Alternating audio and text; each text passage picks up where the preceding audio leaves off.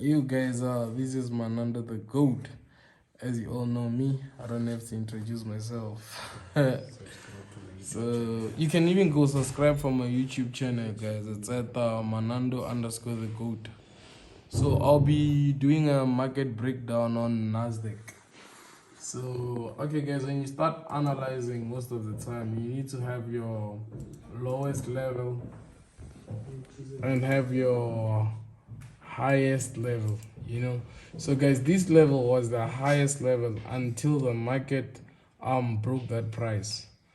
So the second thing that you need to do is to count your touches.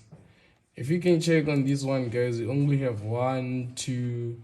We can go for the third touch. The chances of Nasdaq hitting this level are very high. So okay, on the lowest low, we can take a trend line from there going that side. As you can see, guys, the market has been respecting price, So when the market reaches this level, it bought, came back to the same level, it bought, came back to the same level, it bought. So if you can check from the lowest low, we have 1, 2, 3. On the highest height, we only have 1, 2.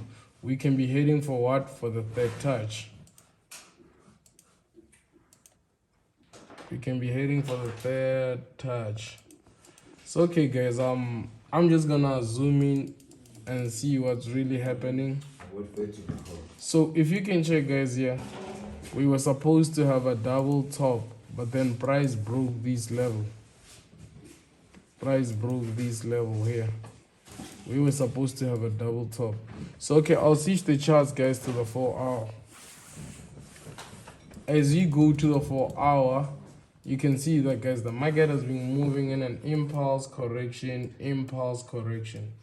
So this is how the market has been moving, guys. If you can check, we had an impulse, and this is a what? This is a correction. Same thing, guys. Impulse correction.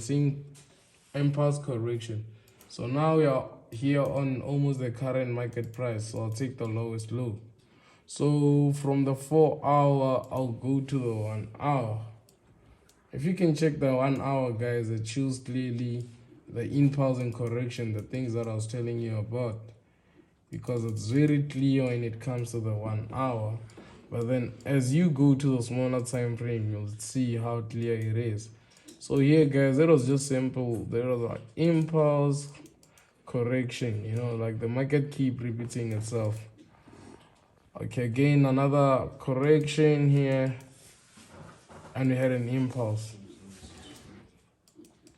And then we went up again. Same thing, guys. Like, if you can master those small things, impulse and correction, you can like make money out of them, So Nasdaq has been bullish for the previous week. Okay, again here, guys, you see. So the market has been doing the same thing, guys, but then if you know price action that deep, you could have even used this trend line here, because you have a break of a trend line. To understand? So the trend line strategy also works. So this is a channel, so you could have had it like this, guys. Holding it from here till this current market price, that's an A45. So now I'm gonna go to the M15, guys, and I'll tell you what I think on the M15. As you can see how the market was moving, I believe maybe we have to create something like something like this, guys, on the current market. I believe we can form something like this. Like, we can just form a correction, guys, here. So if we could like form a correction, and after the correction, guys, our anticipation on Nasdaq, it might be a what? It might be a bullish momentum. I'll come to the bar pattern again. I'll take the previous one. And then like when you connect it here, guys, it makes more sense. So I don't really go to the M5, but then you can even see on the M5, guys, it shows that it's still creating a correction. So you see how Nasdaq was, guys, and I think this thing will continue being an uptrend until price breaks a certain level. So those are on the quick tips on Falcon. Impulse correction. Now we are on a correctional level, so we're gonna be waiting for the impulse. You can go to the 1 hour. That's where like most of the time I monitor my trades, you know. Okay, 60. Okay, you see guys, so this is how we have it. You know, the chances of Nasdaq reaching this level are very high. But then again, guys, as you all know, we have things called pattern within pattern.